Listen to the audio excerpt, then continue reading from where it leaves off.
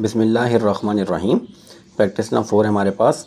The total monthly cost $C for running a kindergarten consists of a fixed amount of $5,000. The total monthly cost for running a kindergarten, वो हमें बता दी गई है कि वो total cost जो आ रही है वो कितनी है, $C। अब $C के अंदर कोई एक अमाउंट होगी। अब वो अमाउंट में, उस अमाउंट में क्या क्या चीज़ें आ रही हैं, उसमें एक फ़िक्स्ड अमाउंट है $5,000 की, और एक वेरिएबल अमाउंट है जो डिपेंड कर रही है कि इनरोलमेंट कितनी हो रही है, वहाँ पे कितने स्टूडेंट्स या कितने बच्चे इनरोल्ड हो रहे हैं। बाकी अमाउंट उस पर डिपेंड करती है। टोटल जो कॉस्ट आ रही है वो $C है। इस $C का एक पार्ट है जो फिक्स्ड अमाउंट है $5,000 की। बाकी अमाउंट वेरिएबल है जो डिपेंड करती है इनरोलमेंट कितनी है, और हर चाइल्ड की इनरोलमेंट पे जो खर्चा इंक्रीज़ होता है वो है $41।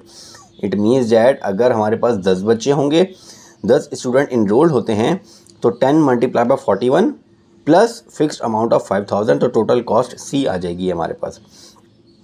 तो हम स्टार्ट करते हैं इस क्वेश्चन को, प्रैक्टिस नंबर 4 को स्टार्ट करते हैं। पहला पार्ट है हमारे पास, if the enrolment is 200, enrolment कितनी है हमारे पास, इनरोलमेंट हमारे पास 200। Find the total monthly cost of running the kindergarten. हमने टोटल कॉस्ट बतानी है फॉर रनिंग द किंडरगार्टन। तो टोटल कॉस्ट क्या आ जाएगी, total cost is equals to, total cost में हमारे पास क्या क्या चीज़ें आ जाएंगी, एक तो फिक्स्ड अमाउंट आ जाएगी प्लस वेरिएबल अमाउंट आ जाएगी। ये दो अमाउंट ऐड होंगी तो हमारे पास टोटल कॉस्ट आएगी। अब फिक्स्ड अमाउंट है हमारे पास $5,000 और वेरिएबल अमाउंट है हमारे पास $41 फॉर ईच इनरोलमेंट, और टोटल इनरोलमेंट्स हमारे पास कितनी है 200। तो ये कितने आ जाएगा हमारे पास 5,000 प्लस ये 41 इंटू 200, ये आ जाएगा हमारा 8,200। तो टोटल इनरोलमेंट आ गया हमारे पास 13,200। सॉरी, टोटल कॉस्ट आ गई, इनरोलमेंट नहीं है। इनरोलमेंट हमारे पास 200 है, और 200 इनरोलमेंट के साथ टोटल कॉस्ट आ जाएगी हमारे पास for running the kindergarten is $13,200, which includes fixed amount of $5,000 and variable amount of $8,200। यहाँ तक क्लियर हो गया। सेकंड पार्ट है हमारे पास। सेकंड पार्ट में कह रहे हैं, if the total cost of running the kindergarten is 20,580, calculate the number of children enrolled in the kindergarten. अगर वो कह रहे हैं कि टोटल कॉस्ट आपके पास $20,580 आ जाती है, तो आपने ये बताना है कि कितने बच्चे इनरोल्ड हुए हैं किंडरगार्टन में। उन नंबर ऑफ़ चिल्ड्रन की क्वांटिटी बतानी है, नंबर ऑफ़ चिल्ड्रन बताने हैं जो इनरोल्ड हुए हैं, जिनके साथ हमारे पास expense for running the kindergarten is 20,580 आ रहा है। इट मीन्स दैट इस 20,580 में हमारे पास दो वैल्यूज़, दो अमाउंट्स ऐड हुई हुई, यानी टोटल कॉस्ट हमें बताई हुई है $20,580, और इसमें दो चीज़ें हमारे पास ऐड हुई हैं, दो अमाउंट्स हैं, एक फिक्स्ड अमाउंट ऐड हुई हुई है और एक वेरिएबल अमाउंट ऐड हुई हुई है। अब टोटल कॉस्ट हमारे पास बन रही है $20,580, और फिक्स्ड अमाउंट तो हमारे पास वही रहेगी $5,000। अब वेरिएबल अमाउंट का जो पार्ट है, इट मीन्स दैट हमारे पास हर एक चिल्ड्रन पे $41 का एक्सपेंस आ रहा है। अब $41 for example n number of students यहाँ पे होते हैं, n नंबर ऑफ़ चिल्ड्रन होते हैं, तो उनके साथ मल्टीप्लाई के जो अमाउंट होगी उसमें 5,000 ऐड होगा, तो ये टोटल अमाउंट आ जाएगी। अब इसको फर्दर सॉल्व करते हैं। 20,580 minus 5,000 is equals to 41n। अब 20,580 माइनस 5,000, ये आ जाएगा हमारे पास $15,580 इज इक्वल्स टू 41n। अब n की वैल्यू निकालेंगे तो 41 वहाँ पे जाके डिवाइड हो जाएगा, 15,580 डिवाइडेड बाय 41, ये आ जाएगा हमारा 380. n is equal to 380. It means that total number of children enrolled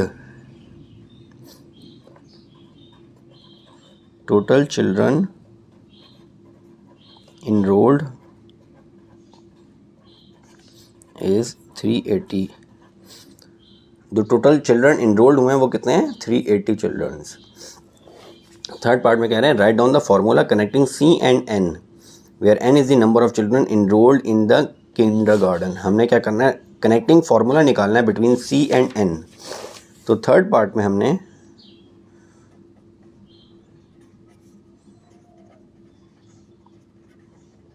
connecting formula between C and N.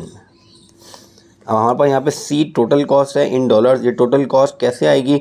इसमें हमारे पास एक फिक्स्ड अमाउंट ऐड हुई भी है $500 plus $41 cost for each enrollment. और टोटल इनरोलमेंट अगर n आ जाती है तो हमारे पास n आ जाएगा. तो c आ जाएगा हमारे पास 5,000 प्लस 41n. तो ये हमारे पास कनेक्टिंग फार्मूला आ जाएगा between c and n, 5,000 plus 41n. अब फोर्थ पार्ट में कह रहे हैं draw a graph of c against n.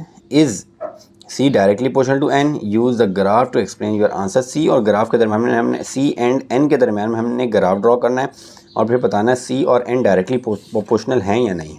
तो इनके दरम्यान में हम ग्राफ ड्रॉ कर लेते हैं. ग्राफ ड्रॉ करने के लिए मुझे डिफरेंट वैल्यूज़ चाहिए होंगी. तो डिफरेंट वैल्यूज़ लेने के लिए मैं यहाँ पे n की डिफरेंट वैल्यूज़ पुट करता हूँ और c हमारे पास मिलता जाएगा. फॉर एग्जांपल मैं यहाँ पे n की वैल्यू 0 पुट करता हूँ. एक n 0 पुट करूँगा तो c मेरे पास कितना आ जाएगा? c आ जाएगा मेरे पास ये 0 हो जाएगा और c आ जाएगा 5,000.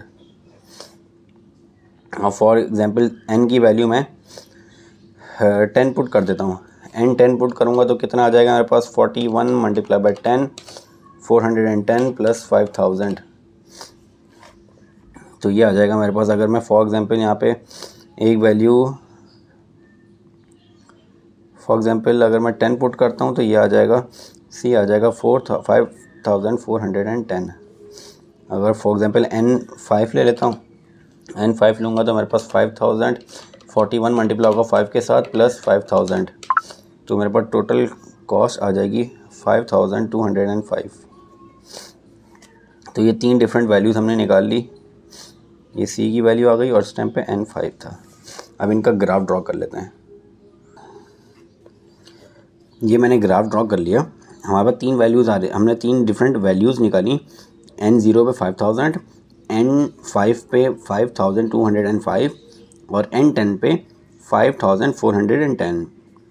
तो मैंने नीचे प्लॉट कर दिया n को, n 1 2 3 4 5 6 7 8 9 10 और यहाँ पे हमने वैल्यूज़ ले ली c की वैल्यूज़ ले ली हमने y एक्सिस के ऊपर. अब c की वैल्यू 1,000 2,000 3,000 4,000 500 1,000 एंड 6,000. तो सबसे पहले n की वैल्यू 0 पे हमारे पास c की वैल्यू आ रही है 5,000. तो n की वैल्यू 0, इस पॉइंट पे n भी 0 है और c भी 0 है. इस पॉइंट पे हमारे पास c की वैल्यू हो जाती है 1,000 और n 0 रहता है. तो n की वैल्यू 0 पे हमें c की वैल्यू 5,000 लेनी है. पॉइंट आ गया ये. दूसरा n की वैल्यू 5 पे 5,205. तो n की वैल्यू 5 पे ये 5,000 ये 6,000, इनके बिल्कुल सेंटर में होगा 5,500 और फिर इस पॉइंट के और इस लाइन के सेंटर में हमारे पास होगा 5,250 which is equal to approximately equal to 5,200. तो मैंने यहाँ पे ड्रॉ कर दिया 5,205. नेक्स्ट n की वैल्यू 10 पे मेरे पास आ रहा है 5,410. तो ये सेंटर से थोड़ा सा नीचे 5,410 आ गया. इन तीनों पॉइंट को हमने मैच कर दिया. तो ये पॉइंट आ रहा है मेरे पास 0,5,000 का. ये पॉइंट आ रहा है 5,205 और ये पॉइंट आ रहा है मेरे पास 10,5,410 का. तो अब ये हमारे पास c from graph c and n is not directly proportional because directly proportional के लिए लाइन हमारे पास सेंटर से पास होती हुई इस तरह जाती है. जो डायरेक्टली प्रोपोर्शनल होते हैं उनकी लाइन हमेशा u बनती है. तो c और n जो डायरेक्टली प्रोपोर्शनल नहीं है क्योंकि ये लाइन जो है वो ओरिजिन से पास नहीं हो रही है हमारे पास. और ये वैसे भी हमारे पास approximately equal to straight line है. हमारे पास जो डायरेक्टली प्रोपोर्शनल होती हैं वैल्यूज़ वो उनकी लाइन यू बनती है। तो ये हमारे पास प्रैक्टिस नाउ 4 यहाँ पे कंप्लीट हो गई।